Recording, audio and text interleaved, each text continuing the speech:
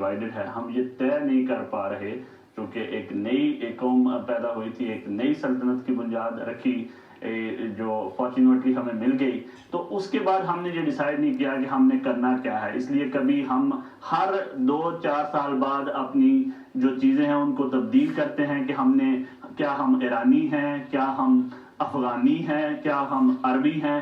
تو یہ چیزیں جو ہے یہ سوسائٹی میں تقسیم در تقسیم پیدا کر رہے ہیں. آپ نے بڑی اچھی بات کی کہ 1970 سے پہلے جو ہے وہ تاریخ کچھ اور قسم کی پڑھتے رہے, اور میں حیران ہوں کہ آپ نے اتنی بڑی تاریخ سنائی. اگر دوسری جانب دیکھا جائے تو علمی لحاظ سے بھی جو ہندوستان کی تاریخ ہے وہ ایک بہت پرانی تاریخ ہے. جتنے وید اور شاستر لکھے گئے ہیں, جتنی آپ نظام سلطنت کے حوالے سے جو چانکیہ کی تاریخ, مجھے اندازہ ہے کیونکہ اتنے چھوٹے سے پروگرام میں اتنی ساری چیزوں کو کور کرنا یہ آپ کے ساری زیرہ جاتا ہے کہ آپ اتنی چیزوں کو ساتھ لے کے کیسے چلتے رہتے ہیں.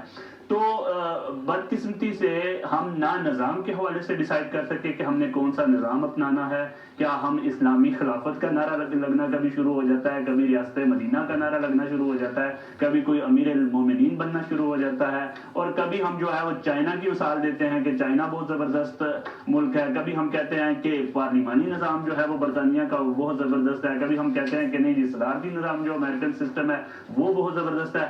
تو پہلے تو ہم نے سال ضائع کر دیے اس ملک میں آئین بنانے کے لیے کہ اس ملک کا وہ آئین ہونا بھی چاہیے یا نہیں. جب وہ آئین بن گیا تو پھر اس کے بعد جو تالے آزما تھے انہوں نے اس آئین کو روندنا شروع کیا, اور ہر بندے نے یہ سمجھا کہ اس کی کوئی ضرورت نہیں ہے. تو obviously یہی تنزلی کے اسباب ہوتے ہیں. اسی کی وجہ سے قومیں جو ہیں وہ نیچے کی طرف جاتی ہیں کہ جب وہ ان کے درمیان ایک سینٹر آف گریوٹی نہیں ہوتا, کسی چیز کو وہ تسلیم نہیں کرتے کہ یہ ہے نقطۂ نظر, اس کے ارد گرد ہم نہیں گھوم سکتے. یہ تو ملک ہے, عام کسی گاؤں کی مثال ہو تو وہاں پہ بھی کچھ پیکٹ, کوئی معاہدے شیئر کیے جاتے ہیں کہ یہ ہمارے اصول ہوں گے اور اس سے ہم باہر نہیں نکلیں گے. نہ ہم نے اس کو تعلیمی نظام میں لانے کی کوشش کی, نہ ہم نے سیاسی زندگی میں لانے کی کوشش کی, نہ ہم نے اپنی ڈیلی لائف میں لانے کی کوشش کی.